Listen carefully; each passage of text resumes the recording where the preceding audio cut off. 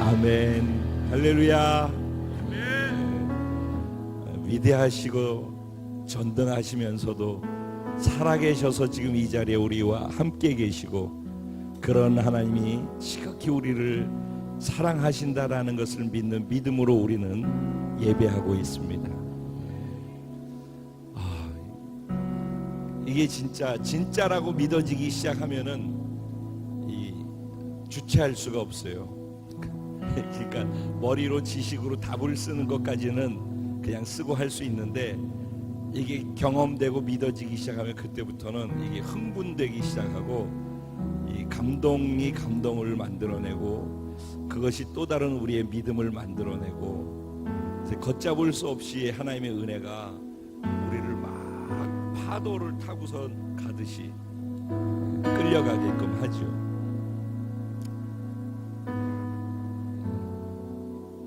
여러분 기도해 주셔서 일본에서 야 진짜 내가 믿는 하나님 살아계신 하나님 맞아, 진짜 우리 하나님 위대하신 하나님이야, 어떻게 내가 선포하고 믿고는 있지만은 이렇게 풀어가실 거라는 생각을, 그렇게 구체적인 거로는 생각을 못 하는데 하시는 거 풀어가시는 걸 보면은 입이 쩍쩍 벌어지고 그냥 한순간순간이 감동 그 자체죠. 그래서 예배를 드릴 때 그냥 노래를 부르는 게 아니라 진짜 전능하신 하나님이 내 하나님이라는 게 믿어지고, 이 감동이 여기 그분이 계신데 그분 앞에서 그 위대함을 표현하고 싶은데, 그 위대하신 하나님 앞에 내가 나를 어떻게 표현해서 하나님의 하나님 되심을 내 표현으로 그분을 그분답게 만들어 드릴 수 있을까? 이런 게 예배라고 생각하거든요. 하나님을 내가 경험하는 만큼 그분에게 걸맞는 합당한 예배. 지난주 말씀이 그거였죠. 영광의 왕께 합당한 예배를 드리는 자, 바로 합당한 예배. 근데 내가 요만한 하나님을 경험하면 요만하게 합당하게 드리고, 이만한 하나님을 내가 경험하면 이만하게 합당한 예배를 드리고, 하늘보다 우주보다 더 크신 하나님을 경험하면은 거기에 걸맞는 반응에서의 예배를 드리게 되는 거예요. 그러니까 똑같이 예배의 자리에 있어도 똑같이 말씀을 들어도 중요한 것은 그 하나님을 내가 얼마만큼 경험했느냐에 따라 예배의 깊이와 넓이와 크기와 높이가 달라지는 거죠. 감동도 은혜도 다 달라지는 거죠.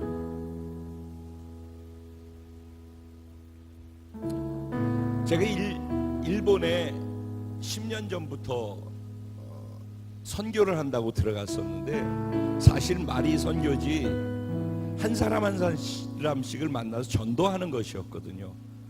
그렇게 다닐 때 우리 요리코 자매 지금 저기 같이 일본에서 동경에서도 드리고 오사카에서도 예배를 동시에 드리고 있고요.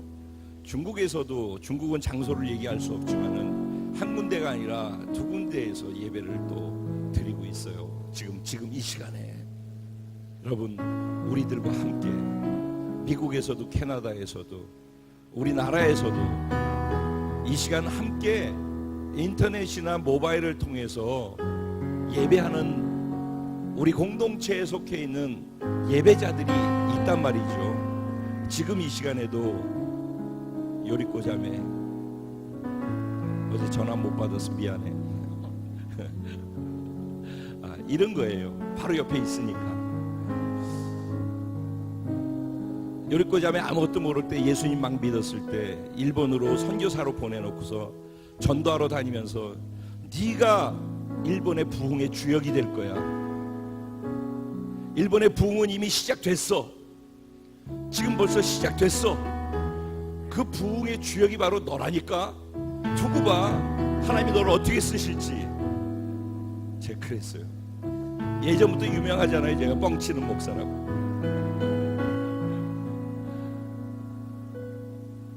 그리고서 시간이 계속 가는 거예요. 그리고 조금씩 교회도 생기고 전도해서 예수 믿은 사람끼리 같이 모여서 예배도 드리고. 근데 뭐 그게 무슨 부흥이 되겠어요? 부흥하고는 다른 거지, 우리가 생각하고 있는. 그런데도 그냥 그렇게 갔어요. 내가 3년 전에, 아직 3년이 안 됐죠. 10월 달이 돼야지 3년이 되죠.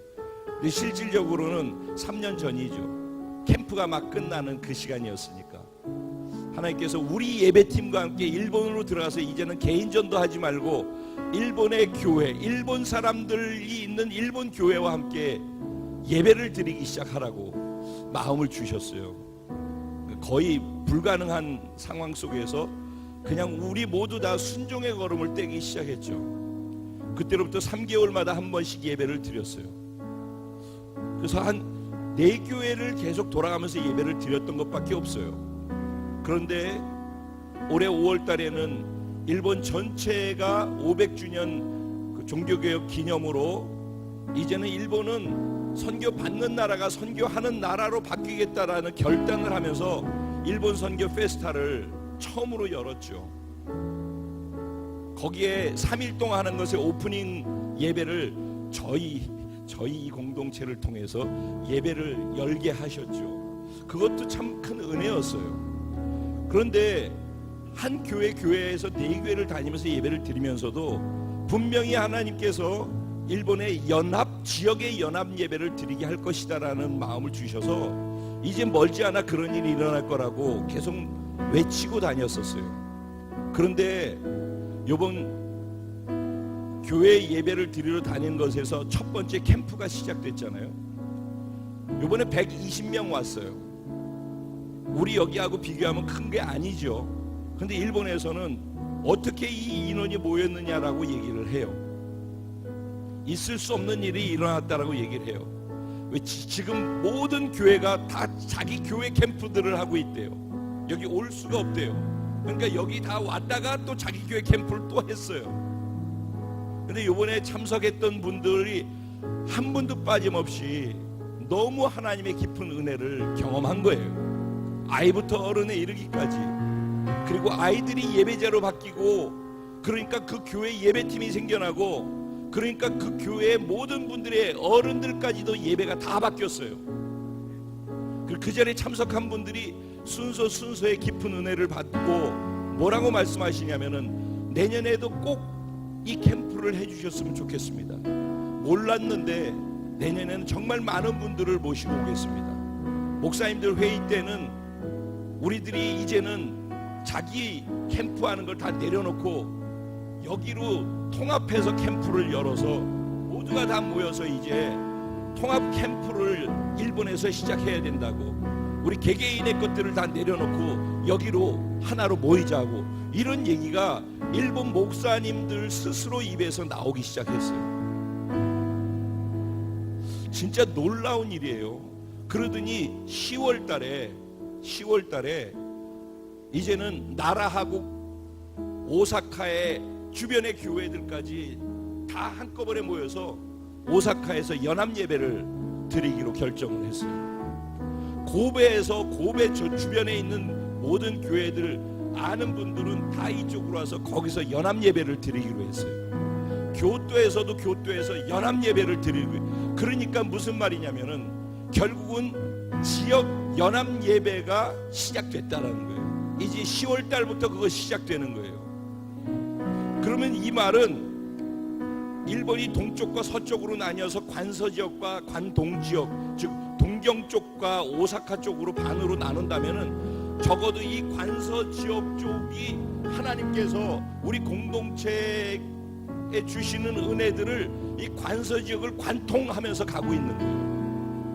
공교롭게도 우리가 첫 번째 예배를 들어갈 때 강력한 태풍이 있었고 우리가 하나님의 영적인 태풍의 눈이라고 말씀을 드렸었는데, 요번에 또 캠프가 새롭게 시작되어지고 연합이 새롭게 시작되는 이 시점에 또 노루 태풍이 불었어요. 이상하게 큰 변화가 있을 때마다 태풍이 있을 때 우리가 들어가는데 그 태풍의 눈이라는 사인을 계속 주시는 거예요. 새로운 변화가 또 일어날 거예요. 그런 가운데 관서 지역에 있는 신학교에 예배에 대한 강의를 해달라고 신학교에 요청을 받았어요. 그러니까 이제 신학생들까지도 변화되게끔 아예 이제는 신학교, 신학생, 그리고 각 교회, 그리고 관서 지역에 있는 모든 최고의 어른들 교회까지 모두가 다 연합해가지고 변화가 일어나고 있는 거예요. 이게 사람이 해서 될 수 있는 내용이 아니에요. 여러분, 북한에서 이제 괌에다 정조준에서 쏘겠다라고 발표를 했잖아요. 공식적으로. 우리가 일본에 있는 사이에 그런 일이 있었더라고요. 그래서 어느 날 와이파이가 돼가지고 뉴스를 보고 있는데, 구글로 보는데 그 내용을 봤어요. 그랬더니 그 밑에 또 하나 나온 게 트럼프 대통령이 하는 얘기가 이상한 게 하나 있다는 거예요. 미국도 그것 때문에 발칵 뒤집혀졌고, 괌에다가는 전쟁 시에 성광이 보이면 성광을 보지 말라는 그런 그 행동 강령까지 다 지침이 내려질 정도로 난리가 났거든요. 일본은 자기 머리 위로 그게 지나간다고 그래가지고 패트리엇 미사일로 그거 중간에 떨어뜨린다고 해서 그거 다가 우리는 거기 하나 논니 못 논니를 갖고 지금 난리를 죽이고, 진짜 기가 막힌 얘기입니다. 그러고 있는데 일본은 자기 머리 위로 날아간다고 그거 다 포대를 4대나 포대를 진지를 만들었어요. 그런데 놀라운 거는 같이 붙어있는 자기들이 죽을 남한 사람들, 대한민국 사람들은 마치 남의 일 같다고, 그렇게 남의 일 보듯이 그렇게 한다는 거예요. 그래서 제가 굉장히 공감을 했어요. 이게 지금 우리 일이고 우리한테 일어날 일인데, 우리가 깨어서 기도하고, 우리가 두려워하고, 우리가 하나님을 의지하고, 우리가 무릎 꿇고 회개하고, 우리가 나라를 위해서 가야 되는 그런 아슬아슬한 시간이에요. 환율은 자꾸 떨어지고, 미국 달러는 자꾸 올라가고, 경제에도 그것은 치명적 영향을 미치고, 아주 실질적인 거거든요, 이런 것들이. 근데 마치 남의 일인 것 같아. 우리 일이 아닌 것 같아. 그래서 제가 노파심이, 똑같은 노파심이, 일본에서 뭐 태풍이 일고, 그리고 그 태풍의 눈처럼 하나님께서 이 작은, 우리가 봐도 얼마나 작아요. 그리고 우리가 우리 서로를 알지만 얼마나 우리 서로 부족해요. 우리 여기 예배팀도 우리 서로 다 알지만 우리 서로가 얼마나 연약해요. 하나하나 보면은 서로가 서로를 보면 참 시험들 것밖에 보이지 않는 그런 연약한 우리들인데, 저를 포함해서 그런 우리를 통해서 하나님이 이상하게 큰 일을 굳이 하시겠다라고 여기에서 그 일을 하고 계신 거거든요. 근데 그 놀라운 일이란 말이죠. 나라를 들썩거리는, 일본 기독교 역사상 경험해보지 못했던 큰 놀라운 일들이 지금 새롭게 우리를 통해서 일어나고 있는 거란 말이죠. 그런데 우리 공동체만 그 감동이, 일본에서 난리가 나는데 우리는 매번 갔다 오면 원래 저렇게 흥분해. 저 한 일주일 가겠지. 그게 아니라 내 삶을 통으로 드리고, 그 위대하신 하나님께 나는 부족한데 부족한 나를 통해서 그 놀라운 일을 하고 계시는 그 하나님을 벅찬 감격 속에서 예배를 드릴 때 감동의 예배가 나오고, 나는 부족하지만 그런 나를 통해서 그 위대한 일을 하시는 당신은 정말 전능하고 정말 위대하십니다. 진짜 영광의 왕이십니다. 거기에 걸맞는 내 전부를 쏟아낼 수 있는 그런 열정의 예배, 사랑의 예배, 감동의 예배, 그런 예배를 우리가 충분히 드릴 수 있지 않겠습니까? 이게 어느 남의 일이 아니라 우리 지금 일본에서 행하신 그 하나님은 우리 공동체의 하나님이지만은, 제가 계속 지금도 다니면서 그 하나님이 너의 하나님이야. 너의 하나님. 그 하나님이 네 하나님이라니까. 우리 하나님이지만 네 하나님이라니까. 왜 우리 하나님은 되고 나의 하나님은 안 되냐고. 왜 나의 하나님으로 못 믿냐고. 그 위대한 일을 행하시고 한 나라를 변화시키기 위해 흔드시는 그 놀라우신 하나님이 나의 하나님이라는 것도 믿을 수 있다면은, 내 믿음의 하나님 앞에서의 반응들이나 이런 것들도 거기에 걸맞게 내 믿음이 진짜라면은 거기에 걸맞게 믿음의 표현 양식도 달라지지 않겠습니까?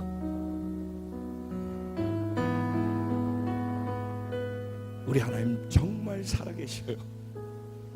그 하나님이 나의 하나님. 같이 합니다. 그 하나님이 내 하나님. 할렐루야.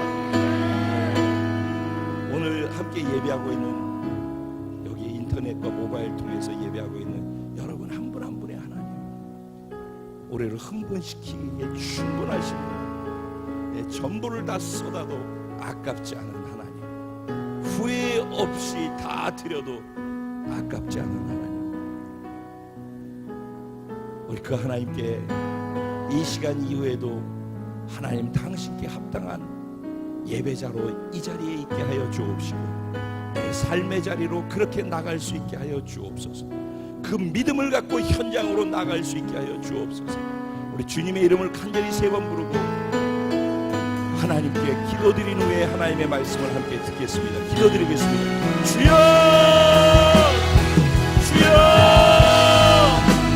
주여. 주님 정말로 감사합니다. 얼마나 연약하고 부족한지는 내 스스로 내가 더 잘 알고, 우리 스스로 우리가 더 잘 아는, 굳이 그런 우리를 통해서, 그런 나를 통해서 이런 놀라운 일을 하고 계시는 하나님, 당신이 진짜 살아계시다라고 고백할 수밖에 없게 만드시는 살아계신 하나님을 찬양하고, 위대하신 하나님, 전능하신 하나님, 놀라우신 하나님, 영광의 하나님, 나의 하나님이 되어주셔서 감사합니다. 그 하나님, 이 고백에 걸맞게 그렇게 반응하는 사랑의 은혜를 드리기 원합니다. 아버지, 당신께 내 전부를 다 내어놓습니다. 다 내어드립니다. 나의 생각도 마음도 내 감정도 내 의지도 내 육체도 내 영도 내 삶도 내 자녀도 내 가족 모두 다 아버지께 내어드립니다. 우리 사역도 우리 공동체도 다 아버지께 내어드립니다.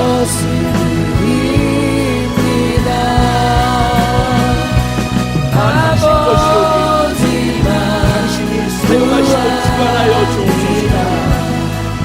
난 아버지 당신만을 바라보고 당신만 구하고 당신만을 기대하겠습니다.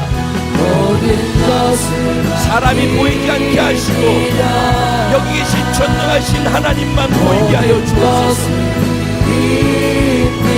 주변이 보이지 말게 하시고 위대하신 하나님만 볼 수 있게 하여 주옵소서. 오직 주님만 예배하게 하여 주옵소서. 아버지만 구합니다. 주님만 예배합니다. 다 내려놓았습니다, 주님. 그리고 주님만을 더 목말라하고 더 구합니다. 더 채워지고 더 채워지고 더 채워지기 원하고, 더 알고 더 알고 더 알기 원하고, 더 사랑하고 더 사랑하고 더 사랑하기 원하고, 더 표현되고 더 표현되고 더 반응되어지기 원합니다. 이것이 공간에서뿐만 아니라 이 공간을 벗어난 자리 삶에서 계속되어질 수 있도록 주님 은혜 위에 은혜를 허락하여 주시옵소서. 오늘 우리 모두 다 하나님 당신을 생명으로 만나 생명의 힘을 더 덧입기 원합니다.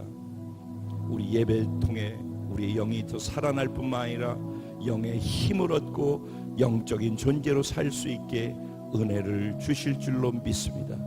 말씀에 기름을 부어 주옵소서. 성령으로 지혜와 계시가 되어 주옵소서. 우리의 마음을 열어주시고 하늘의 문을 열어주시고 성령으로 충만케 되게 하여 주옵소서. 저를 다 내어 드렸사오니 주님 원하시는 대로 사용하여 주옵소서. 주님만 보이게 하시고 드러나게 하시고 주님께만 영광이 되게 하여 주옵소서. 믿고 의지하고 감사하며 예수님의 이름으로 기도합니다. 아멘. 할렐루야. 우리 좌우에 계신 분들에게 당신의 하나님은 살아계신 하나님이십니다. 네, 그럼요. 저와 여러분의 하나님은 살아계신 하나님이신 줄로 믿습니다. 한 번만 더 다른 분들에게 인사할 때 그 하나님이 당신을 지극히 사랑하십니다.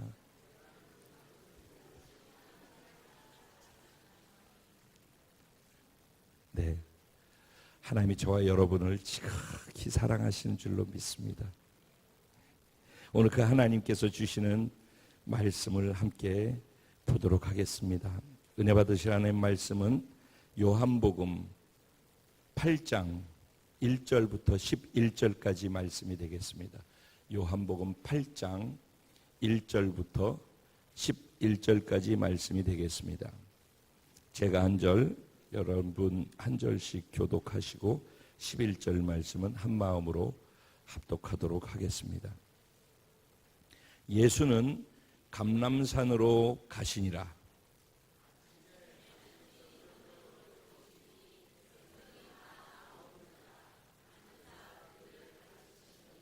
서기관들과 바리새인들이 음행 중에 잡힌 여자를 끌고 와서 가운데 세우고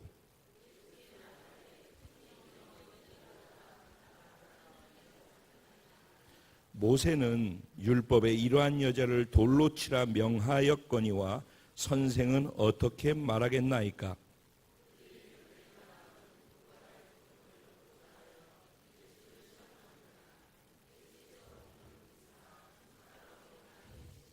그들이 묻기를 맞이 아니하는지라. 이에 일어나 이르시되 너희 중에 죄 없는 자가 먼저 돌로 치라 하시고 그들이 이 말씀을 듣고 양심의 가책을 느껴 어른으로 시작하여 젊은이까지 하나씩 하나씩 나가고 오직 예수와 그 가운데 섰는 여자만 남았더라.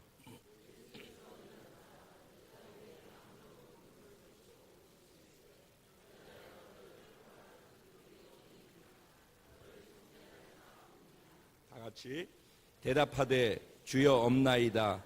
예수께서 이르시되 나도 너를 정죄하지 아니하노니 가서 다시는 죄를 범하지 말라 하시니라.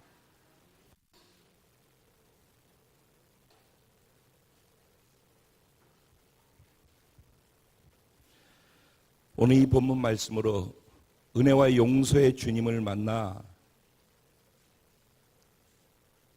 자유케 된 자, 자유케 된 자, 자유케 된 자, 바로 당신입니다. 이런 제목으로 주시는 은혜를 나누려고 합니다. 오늘이 이제 내일 모레면 광복절이라서 광복주일로 말씀을 묵상을 했습니다. 그래서 사실은 광복, 빛을 다시 회복하다. 그리고 그때 그날 이후로 우리가 자유와 해방을 얻었잖아요. 해방이라는 것은 속박돼 있다가 자유를 다시 받게 되어졌다라는 말이기도 하죠. 그래서 그 같은 의미 안에서 자유라고 하는 것에 대해서 같이 좀 생각을 해보고 싶다 이런 마음이 들어서 그래서 사실은 오늘 이 말씀을 정하지 않고 8장 31절부터 37절까지의 말씀을 본문으로 잡아서 묵상을 하는데 이 앞에 이 부분을 먼저 나누고선 뒷부분을 나누는 것이 좋겠다라는 마음을 계속 주셔서 그러니까 다음 주는 31절부터 37절이에요. 네, 오늘은 이 부분을 갖고서 나누는 게 좋겠다라는 마음을 주셔서 제가 순종함으로 이 본문을 묵상을 하기 시작했었습니다. 여러분, 그 자유라고 할 때 자유를 뭐라고 표현할 수 있겠습니까? 잘못하면 방종으로 가잖아요. 자유는 정말 어떤 것으로부터도 구속함이 없는 것이 자유라고 생각하는데, 정말 아무 구속도 없이 자기가 하고 싶은 대로 멋대로 다 할 수 있다면은 그걸 자유라고 표현하는데, 또 어떤 면은 방종이라고 표현을 하기도 하죠. 자유는 무엇일까? 그래서 자유를 거꾸로, 자유치 못한 상태는 어떤 상태인가를 생각해 보면은 뭔가로부터 묶여 있는 상태라고 표현할 수가 있겠죠. 뭔가 나를 묶고 있어서 내가 불편한 거죠. 불편함을 넘어서서 꼼짝 못하는 것이죠. 보통 우리를 자유치 못하게 하는 것들이 어떤 것들이 있을까요? 그럼 뭐 다음 주까지 가니까 일단 적고, 오늘 본문에서 여러분들 제가 그 밴드하고 리더 단톡방하고 이렇게 다 그 본문하고 제목하고를 다 올려드렸는데, 그거는 기도해 주시고 그리고 묵상을 꼭 해 주십시오 라는 부탁과 함께 올려드리거든요. 그 묵상을 하고 여기 와서 이 말씀을 들으신 분과 묵상 안 하고 그냥 와서 들으신 분과는 이 말씀을 이해하고 받아들이는 거 폭이 달라진다고 생각해요. 그래서 할 수 있으면은 묵상을 하시는 것이, 여러분들이 이 말씀을 귀로 듣는 게 아니라 삶으로 사는 게 목적일진데, 묵상을 하시고 오시면 조금 더 도움이 되신다라고 생각을 합니다. 그럼 묵상을 했을 때 오늘 본문에서는 무엇이 자유를 빼앗아가는 요소로 작용을 했는가를 살펴보면은 좀 더 쉽게 풀어갈 수가 있겠더라고요. 오늘 본문의 내용은 이렇습니다. 예수님께서 우리 요한복음 쭉 왔었죠. 요한복음 쭉 오다가 지금 오병이어의 기적을 행하시고 난 다음에 물 위로 예수님이 걸어가시는 기적을 또 행하셨어요. 그렇죠? 그리고 나니까 사람들이 몰려오고 예수님을 따라다니는 많은 사람들이 예수님 곁에 있었어요. 그러니까 예수님께서 그들에게 자신을 설명하는 거예요. 나는 생명의 떡이다. 예수님 먹을 걸 드셔야 되는데 드시지 않고서 이렇게 계시면 어떡합니까? 그러니까 나는 이거 먹을 거 말고 또 먹을 것이 있다. 이러면서 본인 스스로를 생명의 떡이라고 말씀을 하셔요. 그러면서 우리가 잘 알고 있는 것처럼 예수님 자신이 몸을 먹어야지만, 이게 성만찬 때 제가 읽어드리는 거 있잖아요. 그 말씀을 그때 하시는 거예요. 그러니까 이 사람들이 들으면서, 아니 자기 몸을 먹고 자기 피를 마셔야지만 우리가 살 수 있다고? 이거 도대체 이상한 사람 아니야? 이거 뭐 헛소리를 해도 이런 헛소리를 해? 그러면서 이단이니 아니니 잘못됐니 귀신이 들렸느니 그리고 난리가 났어요. 그리고 바리새인들 대제사장들이 예수님을 잡아서 신문을 하고 예수님을 잡아 죽여야 되겠다는 생각들을 하기에 이르렀어요. 그런 그 분위기가 무르익고 있을 때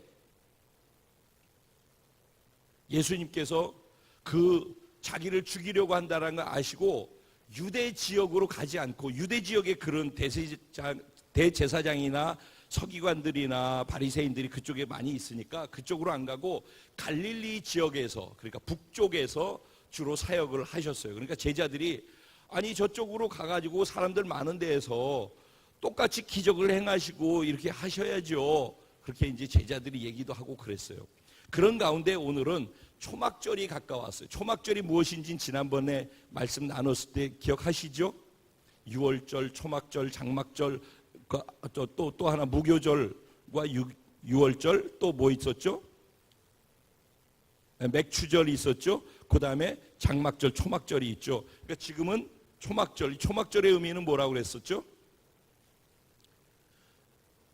하나님께서 이스라엘 백성들을 광야로 출애굽시켜서 거기서 40년 동안 어떻게 먹이시고 입히시고 그 보호하시고 지키셨었는지를 생각하면서 우리의 삶은 하나님의 은혜로 되는 것이다라는 것을 기억하면서 살라는 것이었죠. 그렇죠? 그래서 어쨌든 그 초막절이 다가왔어요. 그래서 예수님께서 그 초막절에 또 기적들을 행하시기 위해서 이제 그쪽으로 이동하려고 하는데 성전에 가서 예수님께서 초막절에 성전에 가셔서 거기 성전에 모여 있는 사람들에게 말씀을 나누기 시작했어요. 그러니까 사람들이 예수님을 잡으러 오니까 예수님께서 그 사람들을 피해 다녔단 말이죠. 그리고 수많은 논쟁들이 있는 가운데 해가 지고 사람들은 뿔뿔이 흩어졌고 예수님은 갈 데가 없었어요. 그래서 예루살렘 성 안에 있지 아니하고 갈 데가 없으니까 감람산으로 혼자 가신 거예요. 근데 주로 예수님은 감람산에 가서 뭐 하시죠? 기도하시는 거죠. 그 다른 사람들은 다 자기 집으로 돌아가고 예수님 갈 데가 없어서 감람산까지 예루살렘 성 바깥으로 나가서 산에 올라가서 혼자 기도하셨던 거예요. 그리고서 아침 일찍이 되니까 성전으로 다시 들어오신 거예요. 예수님이 오늘 2절 말씀이죠. 성전으로 다시 들어오셔서 사람들이 여기 예수님이 오니까 다 다시 모이기 시작했어요. 모여서 예수님 앞에 있으니까 예수님이 말씀을 전하기 시작하면서 양육 가르치기 시작하신 거예요. 그러는데 바리새인과 서기관들이 한 여인을 질질 끌고서 예수님 앞에다가 세우는 겁니다. 그러면 예수님한테 뭐라고 그러냐면은 이 여인이 현장에서 간음하다 잡혔는데 우리의 모세의 율법에는 이 여인은 그 자리에서 돌로 쳐서 죽이라고 그랬는데 당신은 뭐라고 얘기하실 겁니까? 라고 예수님한테 묻는 거예요. 그때 예수님께서 아무 말도 안 하시고 허리를 이렇게 굽히셔가지고 땅바닥에다 뭘 글을 쓰셨어요.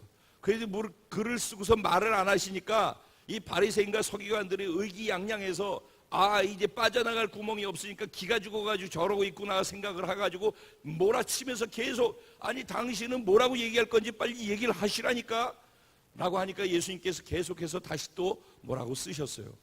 근데 가만히 그 쓰고 있는 걸 보더니만은 돌을 들어서 그 여인을 치려고 했던 사람들이 하나씩 돌을 내려놓고 그 자리를 나이 든 사람부터 시작해가지고 떠나가기 시작했어요. 하나씩 다 떠나가고 그리고 그 자리에는 예수님하고 그 여인, 죄에 지었다가 걸린 그 여인과 둘만 남았어요. 그 예수님이 그 여인한테 물어요. 너를 정죄하던 사람이 어디 있느냐? 아무도 없습니다. 그때 예수님 뭐라고 그래요? 나도 너를 정죄하지 않을 거니까 가라. 대신 다시는 죄를 짓지 마라. 이렇게 말씀을 하시는 것이 이 장면이에요. 자, 이 일이 일어난 장소가 어디죠? 성전이죠. 예수님은 성전에 아침 일찍부터 사람들을 가르치기 위해서 오셨어요. 예수님은 가르치고 계신 거예요. 그런데 똑같이 성전에 와서 예수님께 가르침을 받기 위해 예수님 앞으로 모여든 사람이 있었죠. 그런가 하면 똑같이 성전에 와서 죄 지은 한 사람을 끌고 와가지고 예수님 앞에다 세워놓고 예수님 이 사람의 잘못을 예수님은 어떻게 판단하시겠습니까? 라고 따지고서 이 여인을 정죄하면서 예수님조차도 한쪽으로 올무를 씌우기 위해서 몰고 가는 사람들이 있었어요. 그게 어디서 일어나는 일이라고요? 성전에서. 똑같은 성전인데 성전 안에는 여러 가지 일들이 일어나고 있는 거예요. 동일한 시간에 다양한 일들이 일어나고 있는 거예요. 자, 여기 바리새인과 서기관들은 예수님을 올무에다 걸어서 이러지도 저러지도 못하고 예수님을 죄로 묶으려고 하고 있는 거예요. 그러려니까는 예수님을 죄로 묶기 위해서 희생양이 필요한데 그게 바로 이 여인인 거예요. 이 여인이 죄 짓고 있는 현장에 현행범으로 잡아서 끌고 온 거란 말이에요. 이스라엘 법에 모세 법에는 어떻게 해야 된다고요? 이렇게 한 사람은 그 자리에서 돌로 쳐서 그 자리에서 죽여버리라는 거예요. 근데 예수님한테 그걸 끌고 왔어요. 그들이 정말 예수님이 난처한 건 사실이에요. 왜냐하면 예수님이 이렇게 말을 하셔도 잘못한 것이 되고 저렇게 말을 해도 잘못한 것이 된다라는 것을 그들은 아는 거예요. 그걸 다 계산한 거예요. 그래서 예수님이 답을 하면은 그봐 너는 이중인격자야. 너는 율법에 위배된 거야. 너는 거짓말장이야. 그리고 또 저렇게 얘기하면 너는 법을 어겼어 라고 해서 올무에 묶어가지고 예수님을 죽이는 대로 끌고 가려고 한 거예요. 어떻게 그러냐고요? 예수님은 세리와 창기들, 그 당시에 그 몸을 파는 여인들이나 세리, 자기들을 착취해가지고 세금을 빼앗아가는 그런 사람들, 아주 못된 사람들이라고 생각하는 사람들과 가서 밥을 먹고 그들하고 같이 교제하고 말씀을 나누고 그랬어요. 그랬더니 이 유대인들은 상상도 할 수 없는 게 죄인들하고 같이 밥을 먹는다고 그 근처도 갈 수 없는 건데 그렇게 하는 것이 예수님은 말도 안 된다고 생각해요. 그런데 자기가 하나님의 아들이라고 그러고 자기의 몸을 먹어야지, 자기의 피를 마셔야지만 구원을 받는다고, 내가 생명의 떡이라고 그러니까 이거는 완전히 신성모독을 하고 있다라고 생각해서 어떻게 해서든 죽이려고 하고 있는 가운데 올무를 거는데, 네가 만약에 창기들, 몸을 파는 여자들하고도 교제하고 그러면서 이 여인이 지금 막 음행을 하다가 현장에 잡혔는데 이 여인을 용서하라고 하면은, 봐라, 너는 율법을 지키지 않고 못된 짓 하는 사람들 다 인정해주는 그런 사람이다라고 해서 그걸 지적할 거예요. 그러니까 율법을 어기는 게 되는 거죠. 그런가 하면은 이 사람은 잘못했으니까 모세의 법대로 처리를 하라, 만약에 그렇게 얘기를 한다면 무슨 일이 되는가? 그러면은 사랑한다고 그러고 그 몸 파는 사람들도 아껴준다고 그러고 그들을 포용해 줘야 된다고 이렇게 해놓고선 말은, 행동은 그렇게 했는데 말은 또 저 사람 잘못했으니까 율법대로 처리해라, 그러면 또 그것도 또 거짓말쟁이가 되는 거란 말이에요. 거기에다가 율법대로 돌을 던져 죽여라 하면은 무슨 일이냐면은, 유대인들은 로마의 속국으로 있었기 때문에 로마만이 사형 선고를 할 수 있어요. 그러니까 유대인들 스스로가 사형 선고를 못하고 죽일 수가 없는 거란 말이에요. 자기들 스스로가. 그러니까 로마 법에도 또 어긋나. 그러면 로마 법을 어겼으니까 로마 군인한테 또 고발을 해가지고 로마 군인한테 잡혀서 형벌을 받게끔 하려고 그랬던 거예요. 그러니까 이렇게도 걸리고 저렇게도 걸리고 빠져나갈 구멍이 없게끔 딱 약속을 자기들끼리 하고 예수님한테 일부러 끌고 온 거예요. 사실은 자기들이 율법을 더 잘 알잖아요. 그 예수님 앞에 와가지고 율법에는 하고 얘기를 하잖아요. 그랬으면 어떻게 해야 돼요? 그 여인이 현장에서 잘못했으니까 그 현장에서 자기가 돌로 치면 되잖아. 그러니까는 거기서 그렇게 안 하고 여기까지 데리고 온 이유는 뭐 때문이라고요? 일방적으로 예수님의 발목을 잡으려고 그랬던 거란 말이에요. 그런데 예수님께서 그 부분을 풀어가시는데 기가 막힌 방법으로 풀어가시는 거예요. 그러면 일단 여기까지 하고, 여기에서 포로로 잡혀서 자유함을 잃어버린 사람은 누구예요? 이 여인이죠.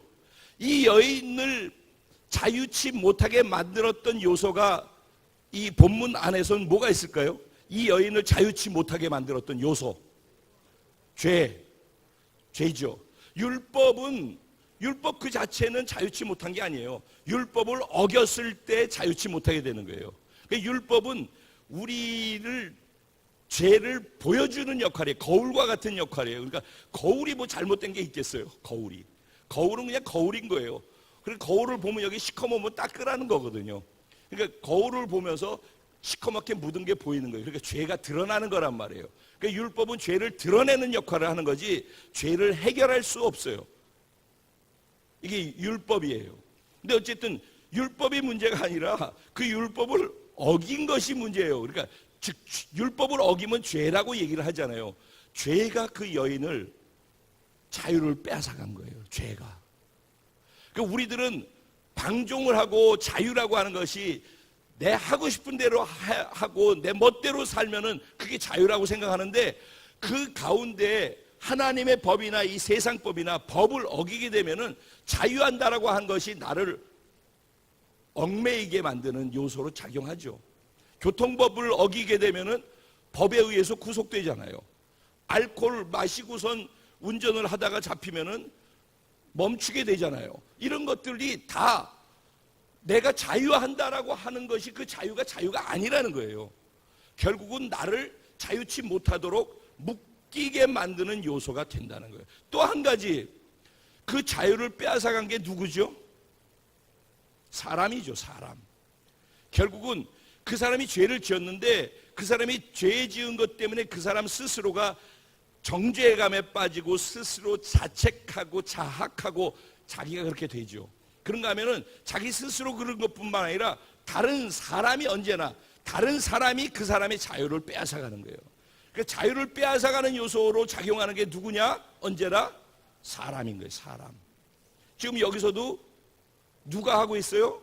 바리새인 서기관들, 사람인 거예요. 근데 중요한 건 이 사람들이 뭐 하는 사람이냐는 거예요. 뭐 하는 사람이죠? 교회의 리더 중에 리더인 거예요. 율법을 가르치는 사람, 말씀을 가르치는 사람, 그래서 말씀의 법을 제정하는 사람, 이런 사람들이란 말이에요. 이런 사람들이 율법으로 자유함을 오히려 묶어버리는 거예요. 요게 사람들이 서로 간의 자유를 빼앗아가는 거예요. 교회 공동체 안에서도 각자 개인이 죄를 지어서 스스로 자기 자유를 잃어버려요. 엄마 아빠한테 잘못하면은 엄마 아빠 얼굴 못 마주치고 집 방문으로 쏙 들어가 버리잖아요. 미안하니까. 하나님께도 똑같아요. 신앙생활 하다가 자기가 잘못하면은 하나님께 여유있게 편안하게 담대하게 못 나와요. 그래도 담대하게 나올 수 있다라고 성경은 얘기하고 있어요. 그런데 어쨌든 자기 스스로 오늘에도 양심의 가책을 받아, 그렇게 되잖아요. 우리 안에 양심이라는 것이 있어서 내가 하면은 내 스스로 내 죄 때문에 나를 구속하는 거예요. 이렇게 딱 묶어. 그래서 내 자유를 잃어버린단 말이에요. 양심이 그런 역할을 하는 거죠. 그래서 내 스스로 나를 자유치 못하게 만들 뿐만 아니라 누군가 그걸 알아서 그 사실을 알면은 그 사실을 안 사람이 자유를 빼앗아가요. 그때부터는 너 일러, 그때부터는 그 사람을 약점을 잡았으니까 여길 딱 거는 거죠. 그래서 질질 끌고 다녀요. 마치 낚싯줄에 걸린 생선 고기처럼 풀어놨다가 땡겼다가 풀었다가 땡겼다가 내 요리하고 싶은 대로 조정하는 거예요. 그게 매니퓰레이션, 조정의 영이라고 해요. 사람의 약점을 잡아서, 연약한 부분을 잡아서 그거 갖고 조정하는 거죠. 이런 것들이 자유를 서로 빼앗아가는 거예요. 그러니까 그러지 않기 위해서 서로가 서로의 약점을 보고 서로가 불편한 부분들을 찾아내 가지고선 드러내려고 그런단 말이에요. 근데 이게 어디에서 그런다고요? 세상에서 그러는 거는 뭐 세상이니까 그렇다고 하는데 오늘 어디서 그 일이 일어나고 있어요? 성전에서. 가슴 아픈 일이죠. 성전에서, 그러니까 이 여인이 그런데 죽었어요, 살았어요? 그 살았던 이유는 뭐예요? 성전에 왔기 때문이에요? 성전에 계신 예수를 만났기 때문이라는 거예요. 여러분, 오늘도 우리 성전에 와 있어요. 성전 오는 것은 기회이기 때문에 중요한 거예요. 성전에 와서 예수를 만날 수 있는 기회가 주어지기 때문에 성전에 오는 것은 탁월한 선택이죠. 성전에 와야 되죠. 와서 예배를 드리고 말씀을 듣고 그것도 다 중요하지만 그 말씀의 본체가 되시는, 예배의 주인공이 되시는 그분을 만나야 하는 거예요. 그때 비로소 살 길이 열리는 거예요. 여러분, 예수님이 여기서 본문에는 7장과 6장에서 보면은 이 사람들이 예수님을 죽이려고 하잖아요. 그러죠? 그런데 그렇게 예수님을 죽이려고 했던 사람들이 예수님 앞에 와서 예수님 뭐라고 얘기를 하고 있어요? 2번이나 똑같은 단어를 사용했는데 선생이요. 그래, 선생이요. 가르치는 선생이라는 거죠. 선생으로 인정했어요. 여러분, 교회 와서 예수님을 선생으로 만나는 분들은 불행한 거예요. 그 교회 와서 지식을 얻고 몰랐던 내용들을 받는 것을, 그래서 지식으로 새로운 것들을 자꾸 아는 것만을 즐거워해서 교회 매번 나와서 설교만 듣고 가는 거, 그 불행한 거라니까요. 그게 아니라 그 지식의 본질 되시는 예수님을 인격으로 만나야 되는 거예요. 이게 너무너무 중요한 거예요. 예수님은 우리의 치료자가 되셔요. 우리 병 고쳐주셔요. 그런데 병 고치는 예수님이라서 병을 고침 받는 것 중요한데, 병 고침만 받고서 나가는 것은 불행한 거라니까. 병 고치시는 예수님을 만나야 되는 거예요. 예수님을. 평생에 1000번의 병이 걸린다라고 할 때 10번의 병을 치료해 주시면은 나머지 990번의 병이 안 낫고서 있어도 990번 계속해서 예수님 당신은 진짜 살아계신 하나님이에요 라고 할 수 있어야지, 10번의 기적을 경험했으면. 근데 우리는 10번의 기적을 통해서 예수님을 만나는 게 아니라 1000번의 기적이 계속 채워지지 않으면 예수님을 떠나는 일들이 있다는 거죠. 그런 게 문제라니까. 그러니까 교회 와서, 교회는 병도 고쳐져요. 예수님이 계시니까. 또 지식도 우리가 취할 수 있어요. 왜? 예수님으로부터 나오니까. 윤리 도덕적인 것, 착한 삶 사는 것도 여기서 계속 다니다 보면은 그런 것들을 할 수 있어요. 근데 착한 삶을 살기 위해서 여기 있는 게 아니란 말이에요. 예수를 만나기 위해서 여기 있는 거예요. 그러니까 오늘 이 시간에도 마찬가지인 거예요. 여기 우리가 지금 예배 드리기 위해서 성전으로 다 왔잖아요. 그래서 여기서 가르침을 받는 사람이 있는가 하면은, 치료받는 사람이 있는가 하면은, 또 가난한 자가 부욕해 되는 것도 또 주님이 하실 수 있는 일이라면은 그것도 또 가능하죠. 그런데 그 모든 것들을 경험하되 그 경험을 통해서 예수를 만나야 되는 거예요. 예수를 생명으로 만날 때, 그때부터 신앙생활이 진짜가 돼요. 그때부터 감동이 있는 거예요. 제가 매번 얘기해요. 저 일본에 가면은, 일본 우리 예배실 있잖아요. 거기 가면 이거 뭐 이렇게 지금 요거처럼 옆에 쫙 포스터 붙어 있죠. 가보신 분들 기억나셔요? 쫙 포스터 붙어 있잖아요. 그 다 포스터 뭐였죠? 예? 운동선수들이 메달 따는 순간이에요. 그게 금메달 따는 순간. 그래서 딱 금메달 딸 수 있도록 이기는 장면의 그 희열을 다 담은 거예요. 그래서 모든 장면이 각 종목에서 메달을 따서 금메달 따는 이기는 순간, 그 감동의 순간, 모두가 그냥 얼싸안고 난리가 나잖아요. 그 순간을 잡은 거예요. 아니, 메달 하나를 따도 그런데 우리가 영혼을 구원해 주신 그 하나님을 만나는 감동이 금메달 따는 것보다 못하면 되겠어요? 그러니까 우리가 만나는 하나님이, 그러니까 그 건건의 하나님을 만나기 때문에 그렇다라는 얘기를 하는 거예요. 자, 이제 다시 본문으로 돌아갑니다.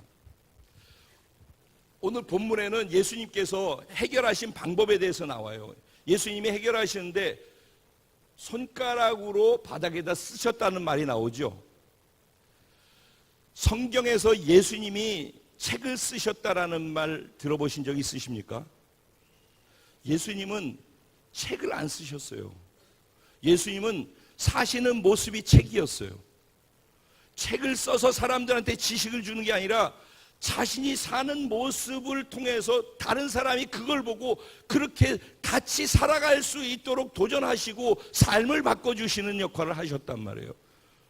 그런데 딱 처음이자 마지막으로 예수님이 쓰신 내용이 나오는 거예요. 여기 손가락으로 땅바닥에다가 쓰셨대요. 여러분, 하나님께서 뭘 쓰셨다라고 하는 것이 성경에 나와 있는 게 몇 번 나올까요? 네? 뭐 알 수가 없죠. 제가 얘기해야 되는 거니까. 구약에서 그 십계명 돌판을 만들 때 출애굽기 36장에 보면은 모세가 시내산 꼭대기에 올라가가지고 하나님의 임재의 구름이 가득 차 있는 곳에서 40일 금식하신 후에 그 다음에 하나님께서 돌판에다가 하나님이 새겨주셔가지고 두 돌판을 들고 내려오지 않습니까? 그렇죠? 그게 율법이 시작이죠. 그 돌판을 들고 내려오는데 밑에 내려왔더니 무슨 일이 있어요? 아론과 제사장들과 그들이 뭐 했어요? 백성들과 함께 고세를 못 기다리고 금송아지를 만들어가지고 우상한테 절하고 또 예배드리고 그러고 있으니까 모세가 얼마나 그 하나님의 영광을 보고 왔던 모세가 얼마나 마음이 상했으면은 하나님이 새겨주신 그 돌판을 던져가지고 돌판을 깨뜨려 버렸잖아요. 그렇죠? 근데 그 돌판을 누가 쓰셨어요? 하나님이 쓰신 거죠. 그래서 다시 출애굽기 40장에 가면은 모세가 다시 또 올라가서 하나님으로부터 돌판을 또 받는 장면이 나와요.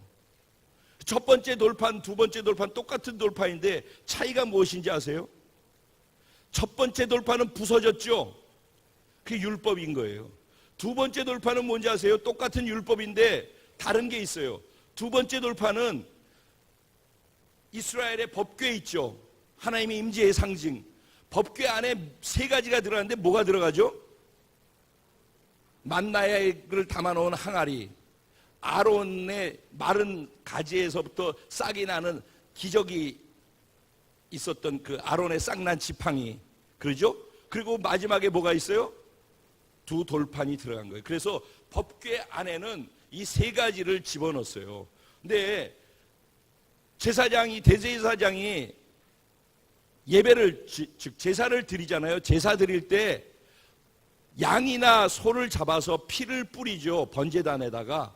그리고 그 피를 그릇에다 담아가지고 속죄소 안으로 들어가서 그 법궤 위에다가 그 피를 발라요. 그러니까 뭐냐면은 돌판 두 개가 들어가 있는 거기에 뚜껑을 덮어놓은 그 속죄소 위 있잖아요. 거기에다가 피를 바르는 거예요. 그러니까 율법이 소리를 지르려고 할 때 예수의 피가 덮는 거란 말이에요. 그러니까 첫 번째 돌판이 깨어진 것은 율법이로서는 우리 인간이 구원받을 수 없다라는 것을 예표하는 거예요. 그래서 다시 율법은 주어졌지만은 예수의 은혜와 예수의 용서의 피로 말미암아서 죄 사함을 통해서만 우리가 그 율법을 지켜나갈 수 있는 가능성도 있고 우리가 사는 유일한 길은 그것이라는 거예요. 하나님의 임재는 율법을 지키기 때문이 아니라 율법을 봉하고 뒤집어 쓴 예수의 피로 말미암아서 하나님이 죄 사함과 더불어 하나님의 임재가 있다라는 거예요. 이게 이제 성경에서 기록한 거라면 또 이제는 대놓고서 손가락이 나온 게 두 가지가 있어요. 구약에서 손가락이 한 번 나왔고 신약에서 손가락이 한 번 나온 거예요. 구약에서 손가락이 어디서 나왔죠? 다니엘서 5장에 보면은 바벨론의 마지막 왕이 벨사살 왕이라는 사람이 있어요. 이 벨사살 왕의 아버지는 우리가 잘 알고 있는 느부갓네살 왕이에요. 느부갓네살 왕은 다니엘이 믿는 하나님이 얼마나 위대하신 하나님인지를 경험했잖아요. 사자굴에다 던져도 살아나고 불에다 던져도 살아나고, 그 다니엘을 통해서 다니엘이 믿는 하나님은 진짜 살아계신 하나님이라고 인정을 하고 다니엘을 자기네 나라의 총리로 삼았었잖아요. 그러니까 느부갓네살 왕은 이스라엘의 하나님은 살아계신 하나님이라는 걸 진짜 믿고 경험한 사람이란 말이에요. 그러다가 그가 교만해져 가지고서 짐승처럼 돼서 저 광야로 나가서 짐승처럼 4년을 살다가 다시 돌아오는 일이 있었어요. 성경에 보면 그런 내용이 있어요. 그런데 그 아들이 자기 아버지가 살면서 왕으로서 있으면서 어떻게 하나님과 함께 했었고 어떻게 하나님을 떠났을 때 짐승 같은 삶을 살다가 돌아왔는지를 다 본 아들이란 말이에요. 그러다가 왕이 된 거예요. 그러면은 그 왕이 적어도 하나님을 경외하는 마음이 있어야 되는 게 정상이란 말이에요. 비록 이스라엘과 유다가 하나님의 말씀을 불순종하기 때문에 그래서 하나님께서 이방인을 통해 가지고 노예되도록 잡혀가게끔 하셨지만은 그래서 바벨론이 승승장구할 수 있었던 거거든요. 그렇지만 그들이 왕은 하나님을 인정할 수 있어야 되는 거였어요. 그런데 벨사살 왕이 교만해지기 시작한 거예요. 그래서 나라가 안정되니까 문무백관 그 귀족들을 1000명을 한 자리에다 모아놓고선 술을 마시면서 거기서 자기가 교만해서 높아져 가지고 그러는데 무슨 잘못을 또 했냐면은 하나님께 예배 드릴 때 사용하는 금잔 같은 거 있거든요. 그 잔들을 다 가지고 오라고. 그리고 우리 술 마시는데 그 예배 드릴 때 쓰는 그 잔으로 술을 마시자고 그래가지고 그 잔으로 하나님을 모욕하는 거죠. 그 하나님이 자기를 세워줬는데 그 하나님 모욕하고서 잔을 마신 거예요. 그러면서 이 금의 신, 돌의 신, 그 신들, 우상들을 찬양하기 시작한 거예요. 그러니까 갑자기 왕의 눈에 손가락이 하나 딱 보이기 시작하는데 그 앞에 하나님의 금촛대를 갖다 놨는데 금촛대 뒤에 석회벽으로 돼 있는 그 벽에다가 낙서를 하기 시작하는, 글씨를 쓰기 시작하는 거예요. 글씨의 내용은 메네 데겔 우바르신이라는 단어가 쫙 써여 있어요. 근데 이 뜻이 무엇인지를 아무도 모르는 거예요. 그 나라 사람들이 점쟁이부터 마법사, 술사 다 불러 모아놓고 이거를 알아보라고 그러는데 아는 사람이 하나도 없는 거예요. 그랬더니 누가 이걸 알아맞히면은 내가 이 나라에서 3번째로 높은 사람이 되게 해주겠다 그런 거예요. 그랬더니 예전에도 이런 일이 있었는데 다니엘이라고 하는 용한 사람이 그걸 다 맞췄습니다. 다니엘을 데리고 와라. 다니엘이 왔어요. 와가지고 보고서 얘기를 해주는 거예요. 이 말의 뜻은 하나님께서 당신을 왕 위에 세워서 왕이 되게 해 주었는데, 그런데 지금 하나님의 저울에다 달아보니까 무게가 제대로 나오지가 않는다. 그래서 하나님께서 오늘부로 너를 패해서 너를 죽이고 이 나라를 멸망시킨다라고 하신다라는 뜻이라고 얘기를 해준 거예요.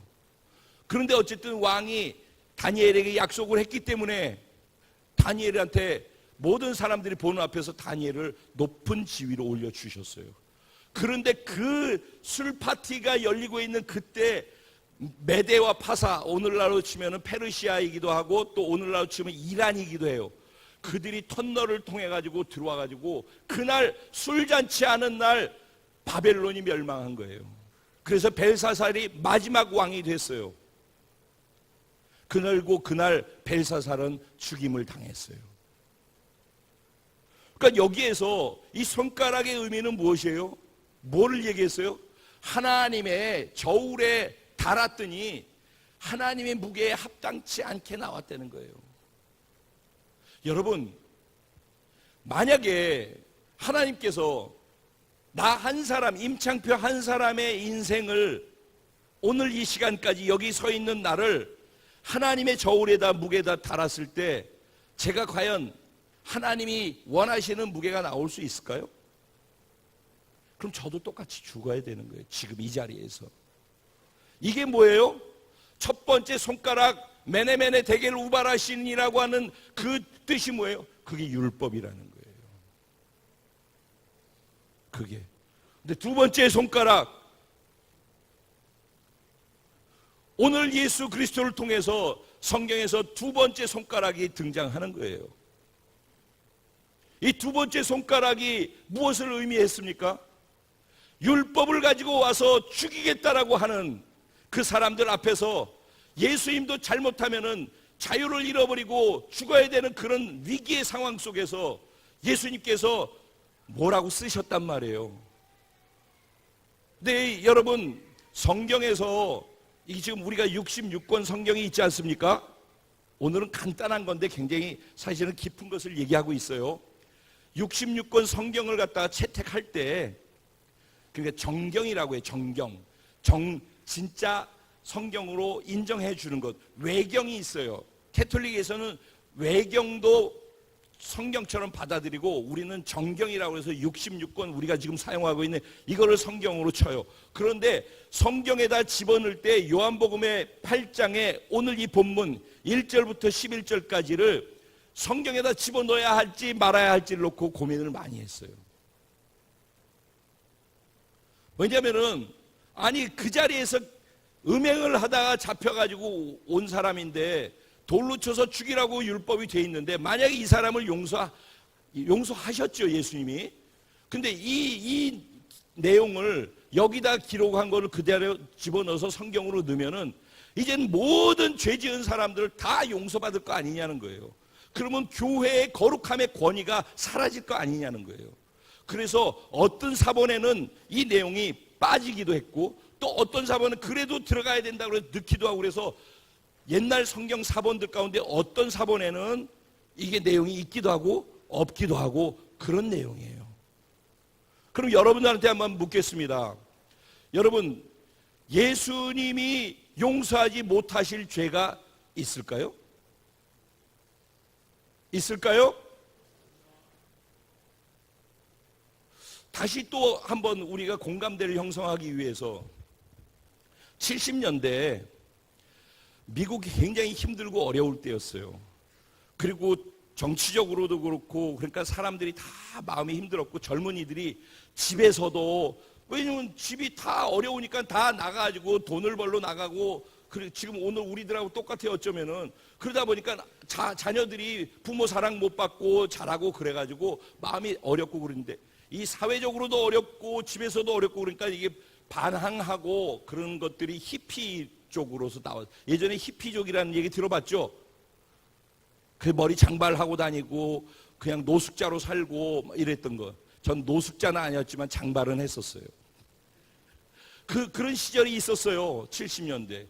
그때 그 히피족들이 밖에 나가가지고서 모래사장에서 바닷가에서 그냥 자고 그리고 또 그냥 하루를 살아가고 그런데 어느 목사님이 그들에게 복음을 전하기 시작했어요. 그때 그들이 잘 모르면서 자기네들을 받아주고 마음이 편안하니까 그 목사님 교회로 오기 시작했어요. 그래서 여기서 히피족들이 앉아서 예배를 드리는 거예요. 여러분 지금 예배 드리고 있는 이 자리에 히피족들이 와가지고 예배를 드리는 거예요. 근데 머리는 길지, 목욕은 안 해서 냄새는 나지, 지저분하지, 모래사장에 뒹굴고 있다 왔으니까는 미국은 다 카펫이잖아요.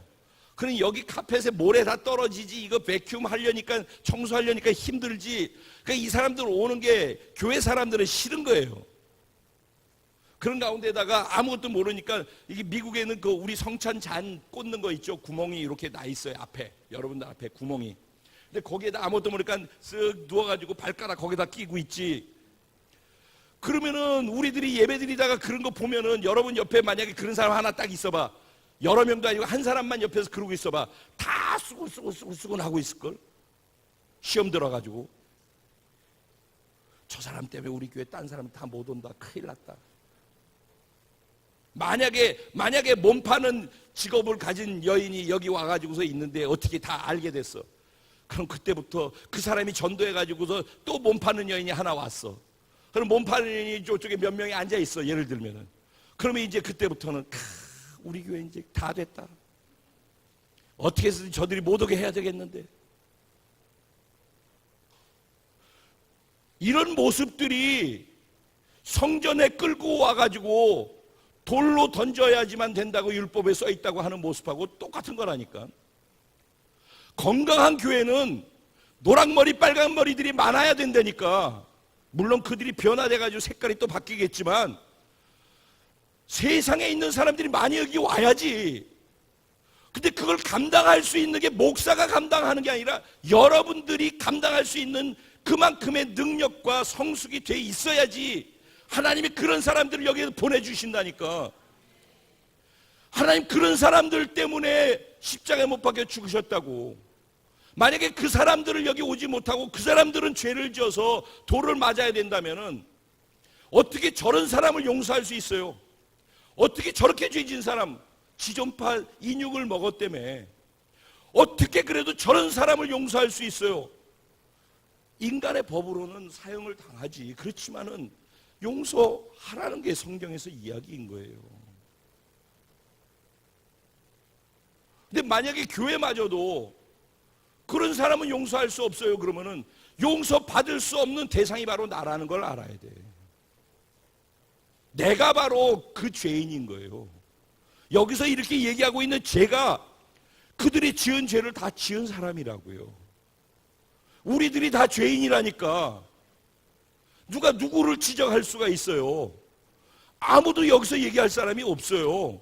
하다못해 어린아이조차도 어린아이 수준의 죄를 짓는 거예요. 몸으로 지은 죄만 죄예요?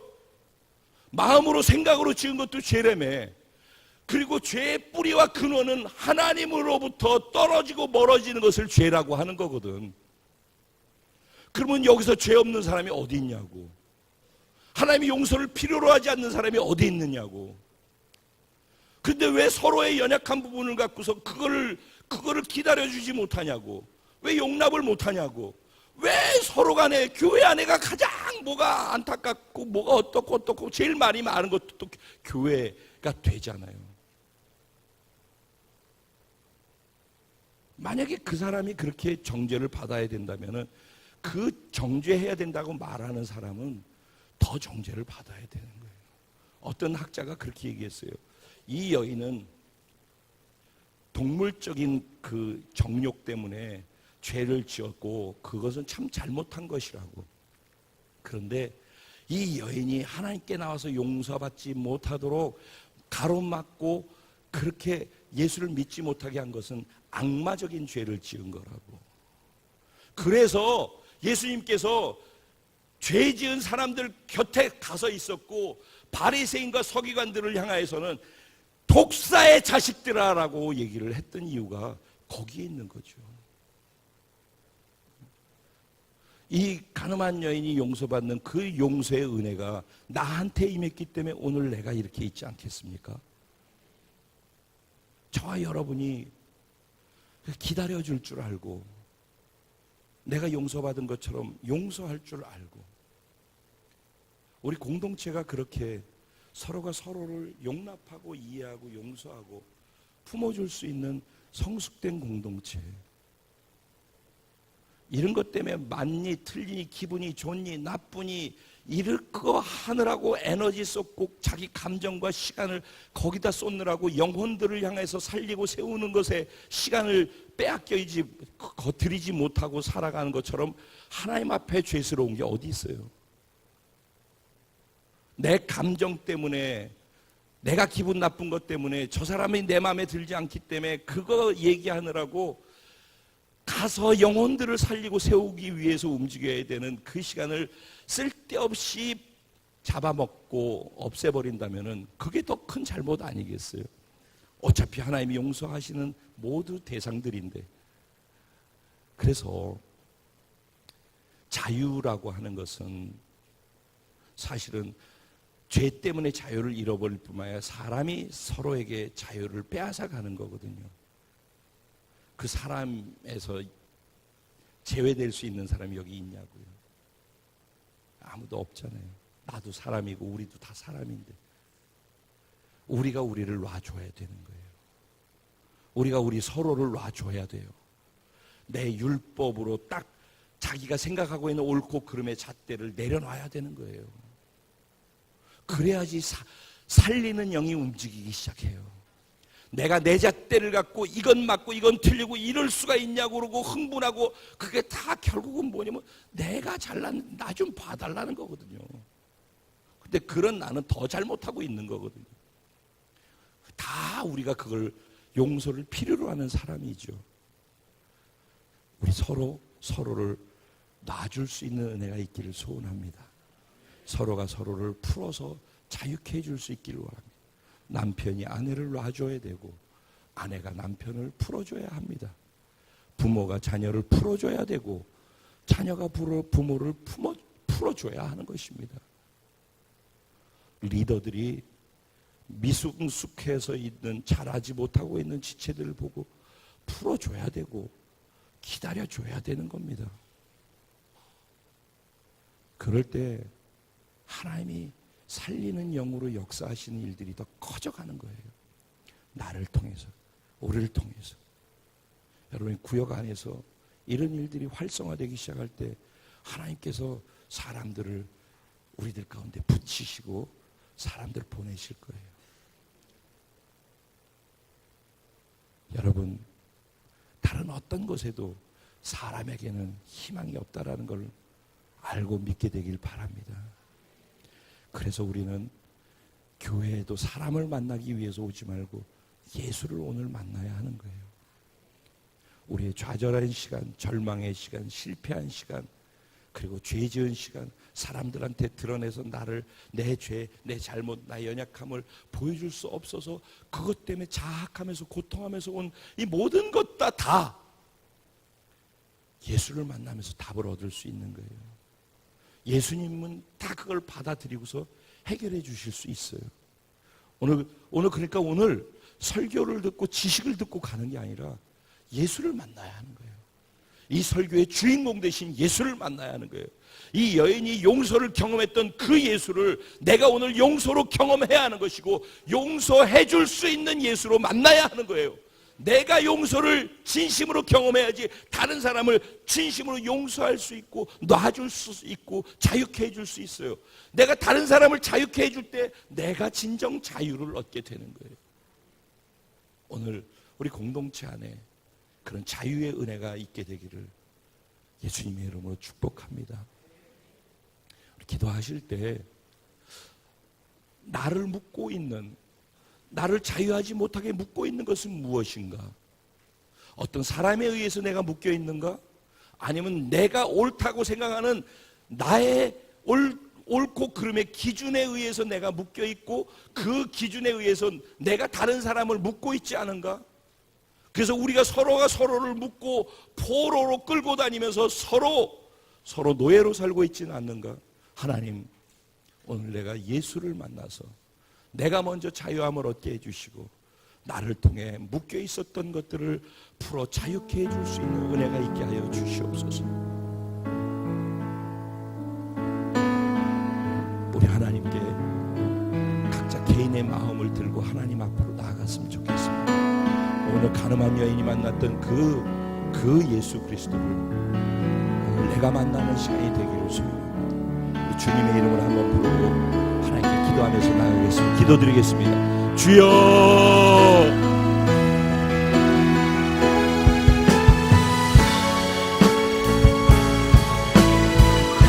주님, 제 안에, 우리 교회 공동체 안에 은혜의 영이 흘러다니게 하여 주옵소서. 용서와 용납의 영이 흘러다니게 하여 주옵소서. 주님, 우리 인간이 세워놓은 옳고 그름에 묶이지 말게 하여 주옵소서. 선악과의 유혹에 빠지지 말게 하여 주옵소서. 오직 하나님만이 우리를 다스리고, 하나님만이 우리를 정죄하고, 하나님만이 우리를 용서하고, 하나님이 우리의 삶의 기준이 되게 하여 주옵소서. 우리 공동체의 기준은 하나님과 하나님의 말씀이 되게 하여 주시고, 그 안에 자유를 경험하게 하시고, 그 안에서 자유케 해주는 자로 살아갈 수 있는 은혜를 맛보게 하여 주옵소서. 내가 자유한 자가 되게 하시고 많은 사람들을 자유케 하는 자가 되게 하여 주옵소서. 풀어놓아 자유케 할지어다. 풀어놓아 자유함을 얻을지어다. 풀어놓을지어다. 오늘 용서의 은혜가, 하나님의 은혜가, 용납의 은혜가 오늘 이 자리에 풀어놓아 다녀질지어다. 주님, 자유함의 영이, 자유케 하는 영이 이 시간을 흘러다니시옵소서. 우리를 자유케 하는 예수 그리스도께서 그리스도의 영인 성령으로 우리 가운데 흘러다니시옵소서.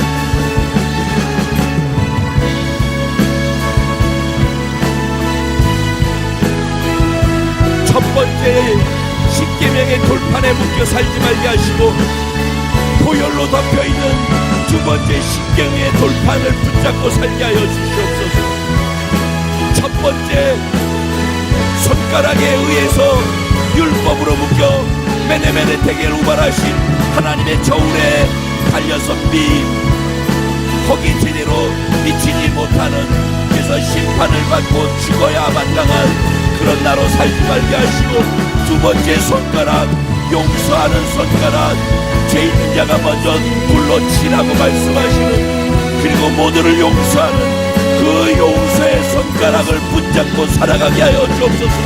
오늘 내가 그 은혜를 받고 되게 하여 주옵소서. 오늘 내가 그 용서를 받게 하여 주옵소서. 주의 능력으로 살아가리.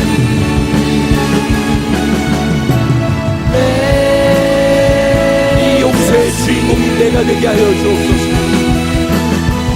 오늘 그 예수 그리스도의 용서가 나에게 임하게 하여 주옵소서. 용서받은 나를 통해 또 다른 용서가 흘러가게 하여 주옵소서. 주의 사랑으로 변하네. 우리 수고하고 무거운 짐을 다 주님께 내려놓습니다. 주 앞에, 주 앞에 겸손히 나서네. 주의 날 잘 우리 그 자리에 일어나서 이 가사가 나의 신앙의 고백이 되었으면 좋겠습니다. 주 앞에 죄 있는 내 모습 보내. 주 보혈날 덮으셨네. 생명 주신 그 놀라운 은혜로 가장 크신 사랑 내게 주에게 주셨습니다. 이미 주셨습니다.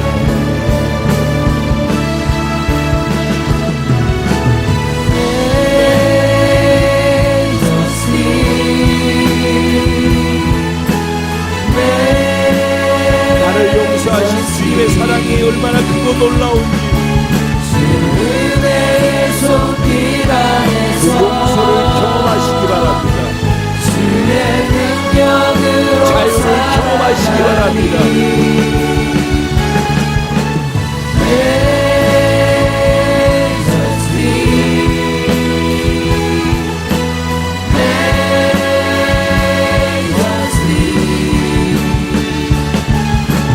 영광의 임재 안에서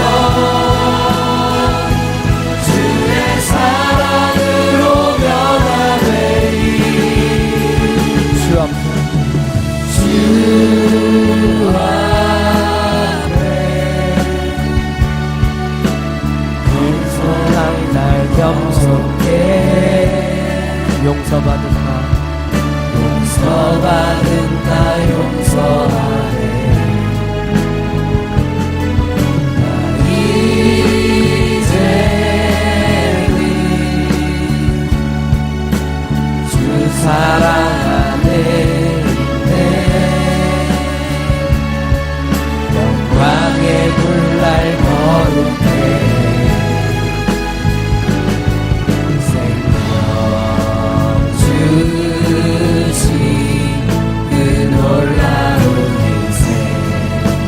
은혜로 가장 크신 사랑 주 내게 주셨네.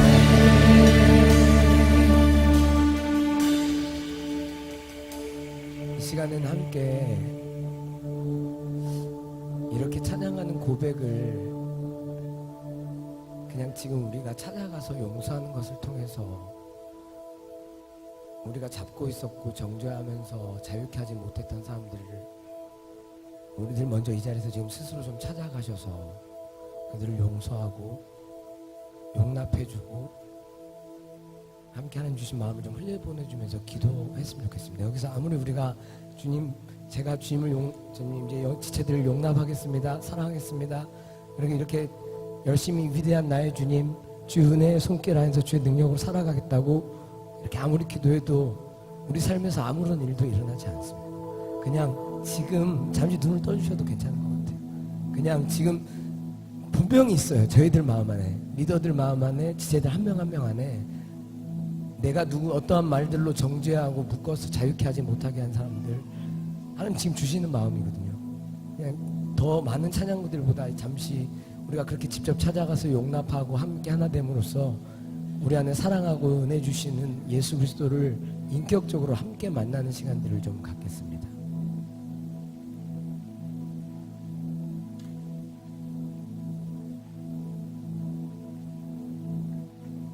리더들 먼저 마음에 순종하셔서 찾아가십시오.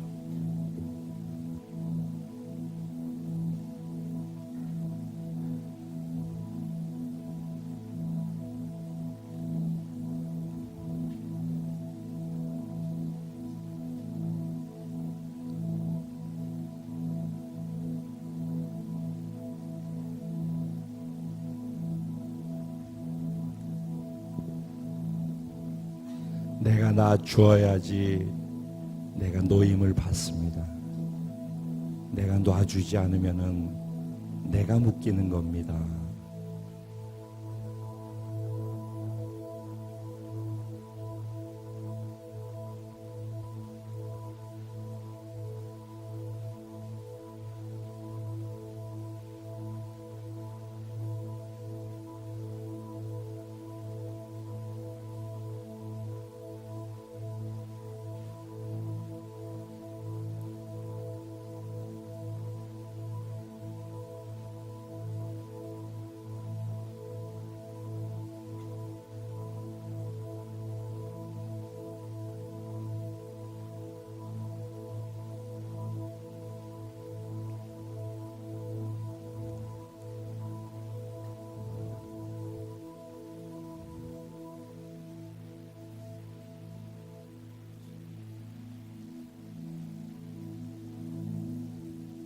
성령님,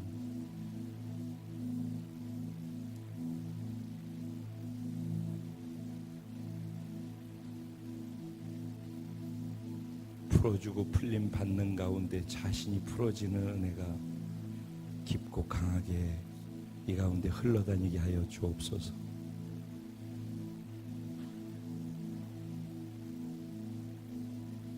그리고 온전한 자유가 임하게 하여 주옵소서.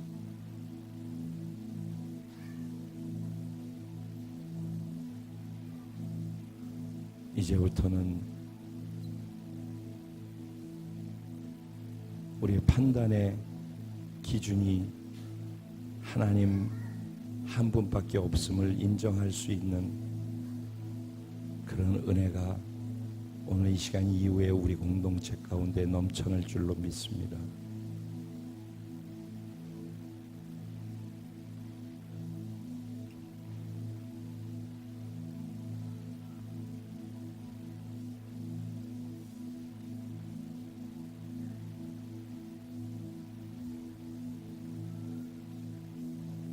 주님 주신 마음 따라 순종하는 한 분 한 분에게,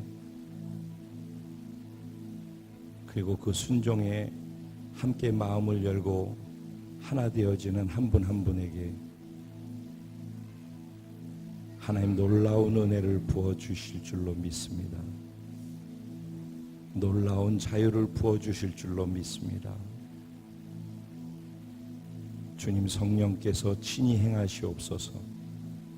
사람의 힘이나 사람의 마음이나 사람의 생각으로 지금 하지 말게 하시고 오직 성령님 안에서만 흘러가게 하여 주옵소서.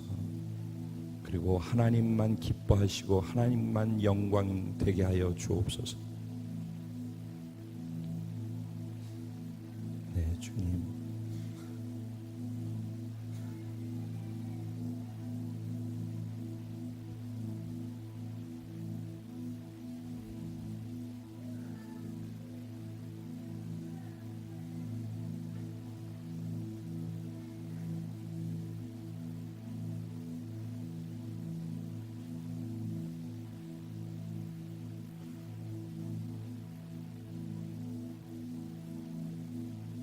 주님 감사합니다.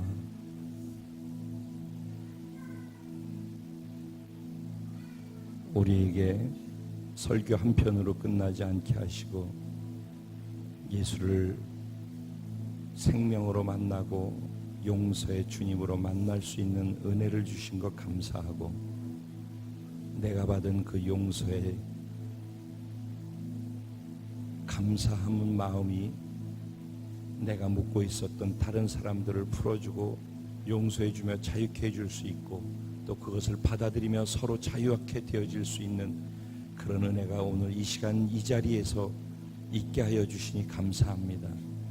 이것을 또 방해하고 가로막는 사단의 역사가 있지 않도록 예수의 피로 덮어 이 시간을 보호하여 주시고 각 사람이 각 사람의 마음을 또 지켜 보호하여 주실 줄로 믿습니다.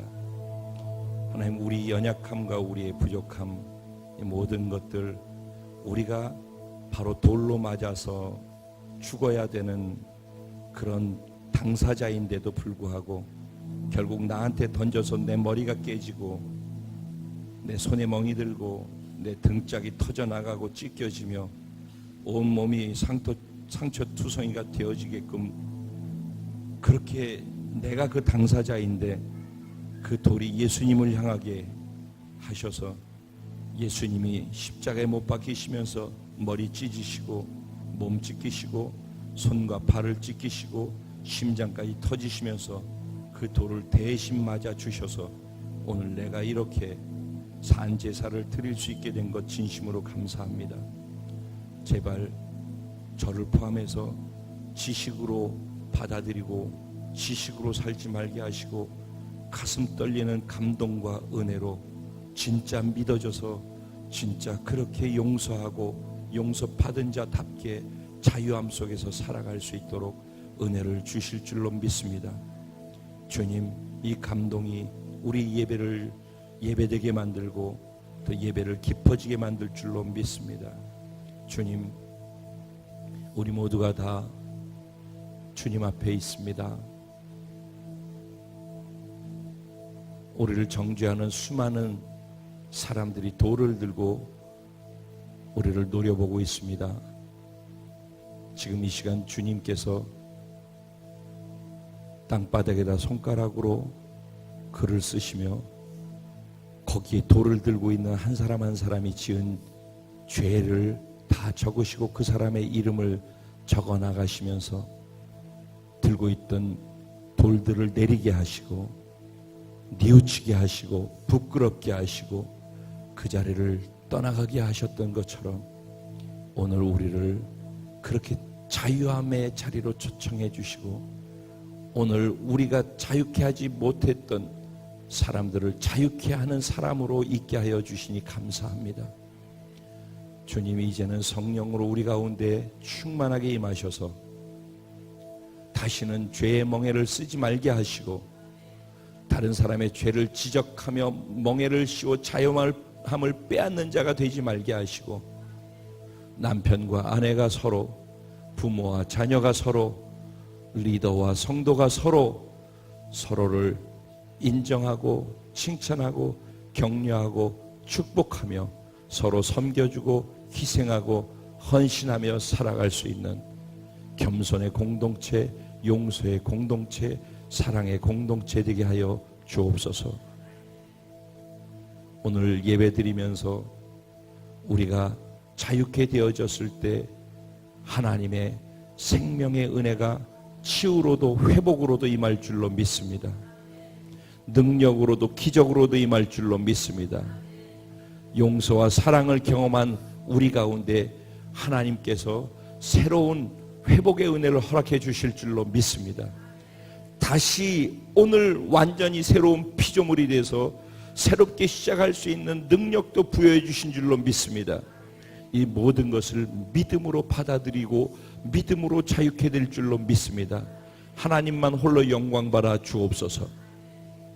감사해서 드려진 귀한 마음의 연보들을 기쁨으로 흠양하여 주시고 온전한 11조, 선교헌금, 건축헌금, 감사헌금, 주일헌금, 성미에 이르기까지 주님 홀로 영광 받아 주옵소서. 그리고 우리의 삶에 필요한 영혼육에 일용할 양식을 날마다 풍성하게 공급하여 주시고 누리고 나누며 살아갈 수 있게 하여 주옵소서. 허락하신 하나님께 진심으로 감사드리고 다시 오실 우리의 신랑 예수님의 이름으로 축복하고 기도드리옵나이다. 아멘. 아멘. 할렐루야. 오늘 이런 특별한 시간을 허락하신 하나님께 진심으로 감사드립니다. 우리 다시 한번 공동체에 주신 찬양을 하나님께 신앙 고백으로 내가 정말 이렇게 살기 원합니다라는 고백으로 올려드리고 축도로 이 시간 예배를 마치도록 하겠습니다.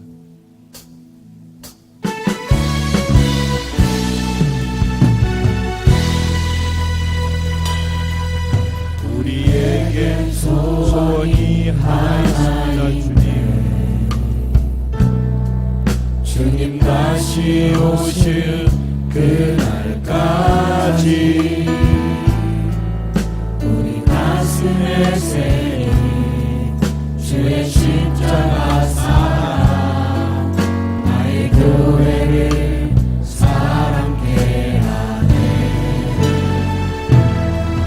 주의 교회를 향한 우리 마음 희생과 포기와 가난과 고난 죽음조차 우릴 막을 수 없네. 우리 교회는 이 땅에만 교회를 교회되게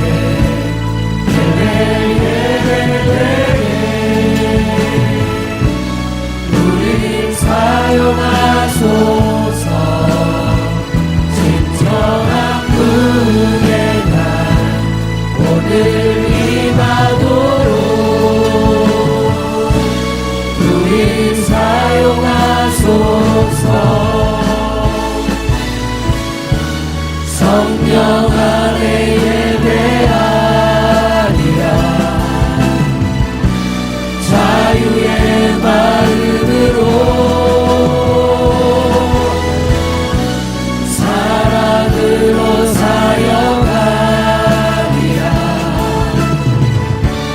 교회는 생명이니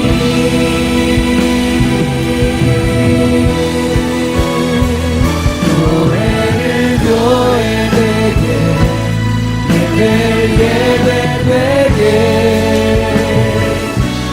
우리 사용하소서. 진정한 무게가 오늘 임하도록 우리 사용하소서.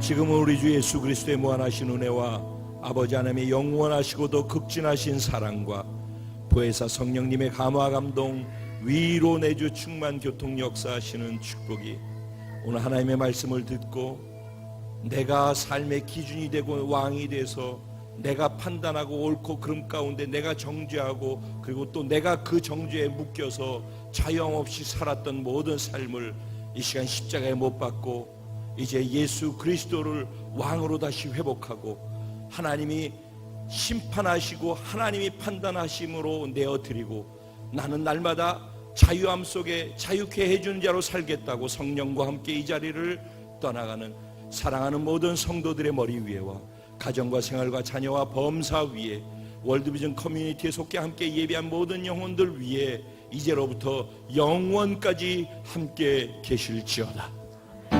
우리를 자유케 하시고 예배 가운데 우리를 만나주시 하느님 앞에 영광의 박수 올려드립시다. 우리 세타임이상 인삼에 나가실 때 예수님이 당신을 자유케 하셨습니다. 그럼 인삼에 나가겠습니다.